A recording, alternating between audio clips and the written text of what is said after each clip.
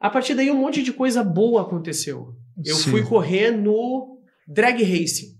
Eu acho que lá no YouTube é o episódio 38, 37, que é o episódio eu correndo. Eu tava tão nervoso, meu velho, que eu tenho uma hora que eu boto a mão assim, por causa dos fares, né? Desculpa, eu sei que que eu boto a mão assim, dá pra ver minha mão tremendo. Tu já acelerou no Pinheirinho?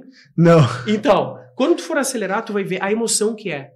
Cara, tu esbugalha o olho e a luz acende e tu tem que acelerar.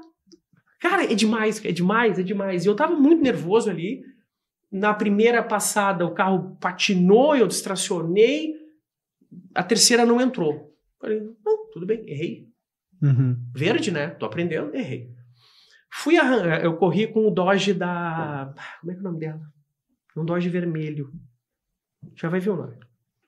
Aí na segunda passada, não me lembro quanto é que foi. Eu não arranquei, um carro arrancou sozinho. Aí eu fui arrancar com o Mavericão vermelho da Ellen, só que ela não tava o Fernando. Sim.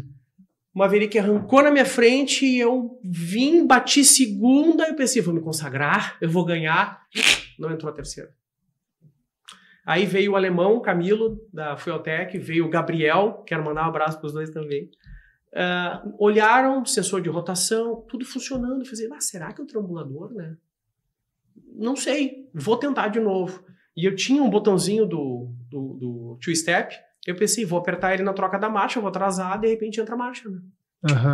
Arranquei com um Camaro dos novos, um Camaro preto, 2020, 22, 24. Arranquei na frente, bati segunda, abri, eu pensei, agora eu vou ganhar, né? Não entrou.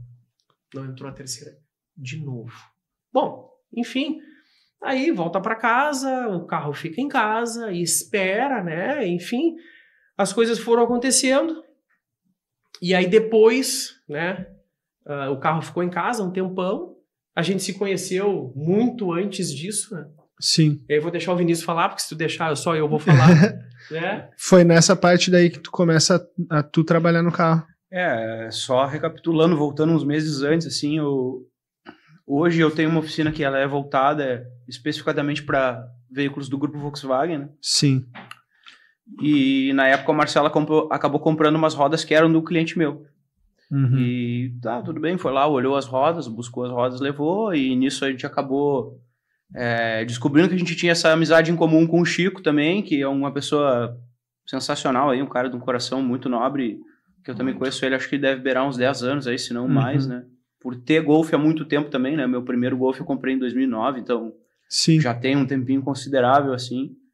E a partir daí eu comecei a dar umas ideias, umas dicas para ele, assim, de como tentar otimizar o carro em alguns pontos, assim, e depois desse evento foi que a coisa efetivamente começou a acontecer, assim, dentro da nossa relação comercial, né? E aí, tá, beleza. Tu começou a trabalhar nele. Isso ele já tinha passado nessa vez que a terceira não entrou, ou isso foi depois? Foi depois. E aí, assim, eu tava com o carro em casa um tempo, cara, e meus pais moram na Zona Norte, relativamente perto da oficina dele. E um dia à tarde eu fui com meus pais, deu uma brecha de horário, entrando de personal, eu vou lá dar uma visitada. Fui lá, do nada, apareci. Aí o papo vem, papo vai, eu ia correr, Aí eu falei, cara, 2 rodas estão machucadas, uma subida de guincho, machucou, acho que as rodas do lado direito, não me lembro. As rodas que ele tinha comprado do meu cliente. Isso, sim. Essas rodas. Que elas são muito parecidas com o Golf W12. Para quem nunca viu, existe um Golf W12 com motor central. Essa é a inspiração. Então eu consegui comprar ela é a roda Bino, acho que S6000 ou S600, para ficar muito parecido.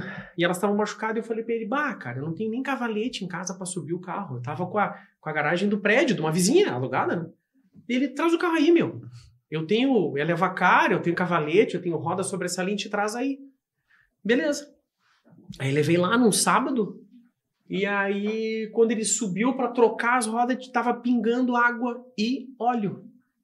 Fazer um adendo aí, agradecer ao Andrei Proença, profissional e responsável do meio automotivo aí, quem precisa fazer qualquer serviço de roda, procure esse cara que é o melhor que a gente tem. O cara é um fenômeno, um fenômeno, assim.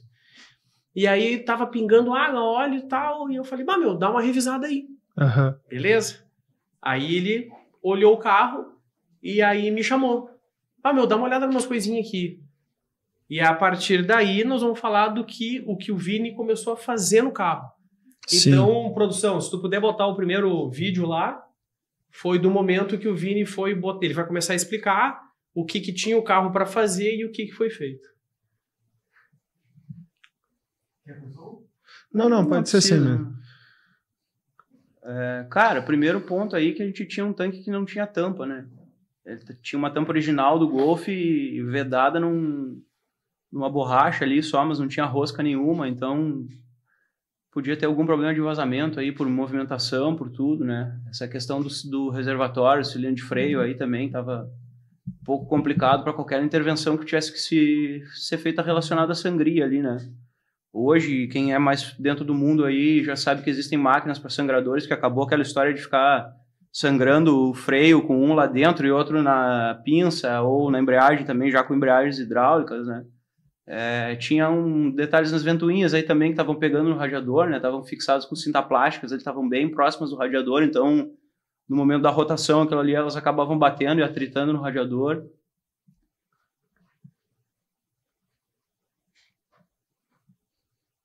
Vamos ver.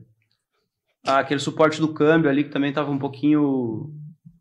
Tava fraco, assim, né? Tinha uma borracha de pouca densidade ali que não estava sustentando ele muito bem, né?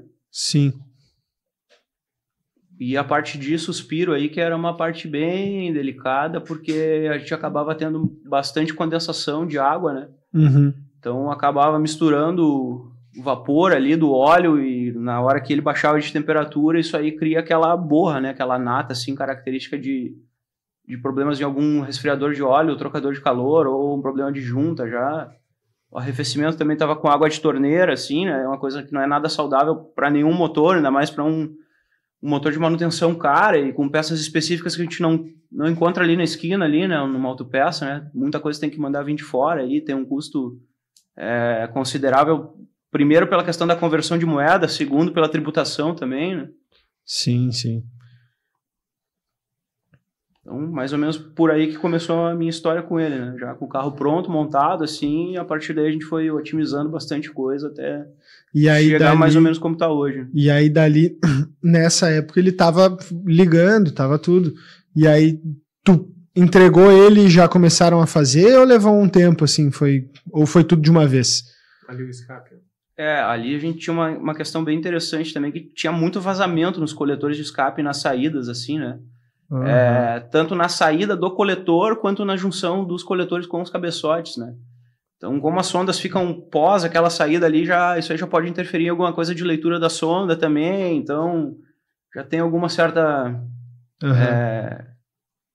imprecisão, assim, digamos assim, né? Na questão da leitura do sensor e subsequente a todo o processamento que a ECU faz por conta disso.